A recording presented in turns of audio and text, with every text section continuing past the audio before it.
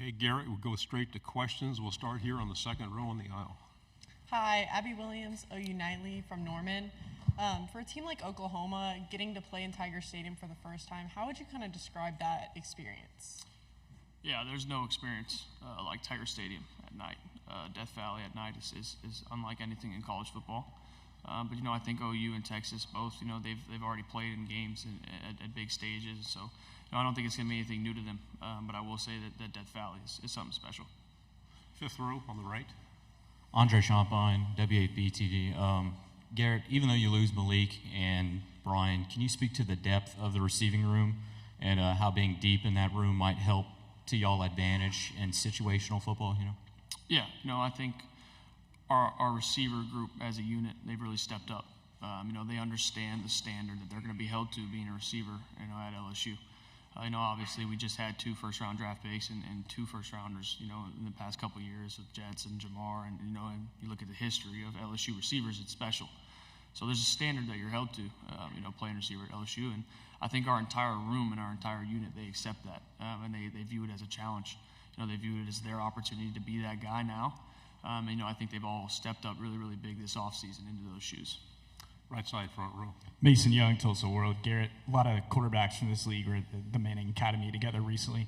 Just curious if you got to know Jackson Arnold from OU at all and what you thought of what you saw from him there.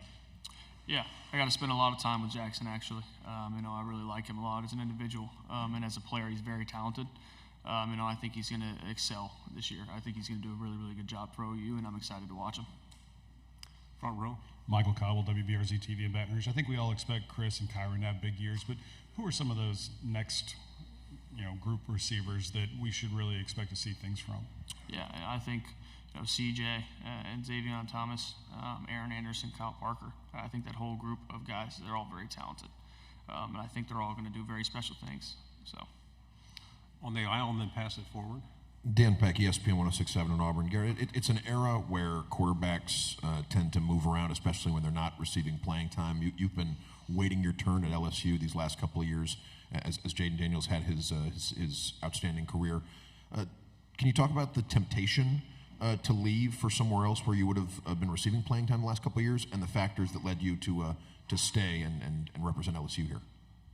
Yeah, there was obviously temptation. I love playing the game of football, so obviously I wanted to be playing on Saturdays.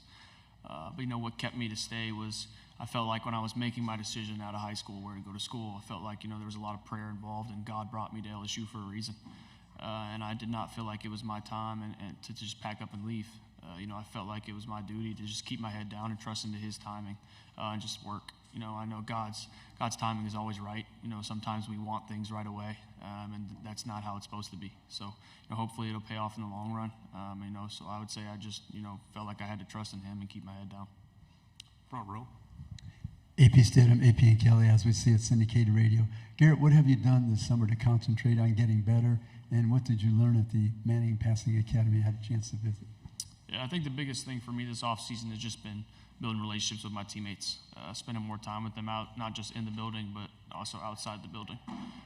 Because I think that's where it starts on the field is, the amount of time and hours that you've spent, off the field, getting to know them, knowing them inside and out, not just as players, but also as people. Also at the Manning Passing Academy, it's been an unreal experience for me, getting to go twice. Just, the amount of experienced and smart minds out there, just, getting to pick their brains and learn different things from them. It's an awesome experience, and I'm super thankful for the Manning family for having me. On the aisle, right side. Gavin Baxter, ESPN, the Ticket of Montgomery. Your father, Doug, had a long career playing and as a coach. What kind of influence has he been as you head into your first year as a starter? Yeah, it's been huge. Our relationship has meant the world to me.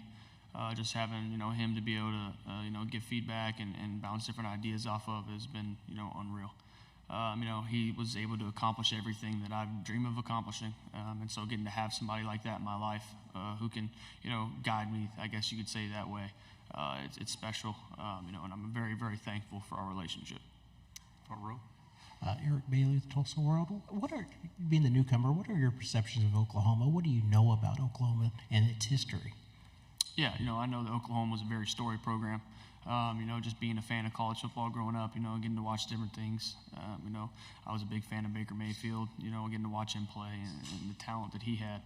I think both OU and Texas are very storied programs. I think adding them into the SEC only does good for the game. It creates a more competitive environment in the already most competitive conference in all of college football. I think it's great for the conference, and I think it's great for the game. Left side. Tyler Shaw with KBTX and College Station. Garrett, I don't know, maybe as a freshman, did you have the opportunity to work with Tommy Moffitt, the strength and conditioning coach? Just your thoughts on Tommy as a coach and kind of what how he helps develop players. Yeah, Coach Moffitt does an unbelievable job. He's a very tough love type of guy, and if he taught me anything, it was definitely mental toughness. And Coach Moffitt, I love him to death. I think he's going to do a really, really good job over at A&M. I'm very happy for him, very excited for him. And I think he's a very, very special person, a very, very special coach. Right side, back row. Harrison Vatnik, KALB5 Sports. Garrett, have you heard much or any advice from former LSU quarterback Joe Burrow? Has he given anything to you, or if not, what can you kind of take from his story where he wasn't a starter at first, then came into LSU and had a lot of success, obviously won a championship. So is there anything from his story that you can take and put into your quarterback days? Yeah, his story is very special. He had to wait his time as well. So, just watching him and what he was able to accomplish in his 2 years at LSU is unreal. Hopefully if I'm anywhere close to as good as him, I'll be happy. So, Final two questions here and then the front row. Trevor Denton, Way 31. Garrett, you've played in some high-pressure situations at this point in your career. One of those was stepping in the middle of the game against Alabama last year. What did you learn from that specific situation on the road at Bryant-Denny, having to play in a huge rivalry game like that? What did you learn from that day? Yeah, I've been blessed with the opportunity to step into some pretty tough situations. I feel like they've only made me better as a player. Now, getting the experience and the preparation as well as a starter, I think it'll only help even more. That experience at Alabama, the SEC championship against Georgia, the end of the game against Auburn, I've been thrown into some tough situations, but it's only made me better.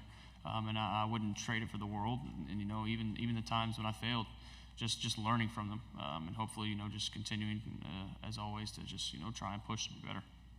Final question. 4 of your 5 offensive linemen returning, 2 of them started as freshmen at the tackle spot. How is DJ fitting in, and what do you see in that group, and how can they be a strength for you? Yeah, DJ has done a really, really good job as he stepped in. That's a hard position to kind of step into. But I think he's done an unbelievable job. He's very talented. He's very smart, and he cares. He wants to be great. He wants to get better. And, he's got a lot of very, very talented guys around him. Garrett, thank you. Yeah, appreciate it. Thank you all.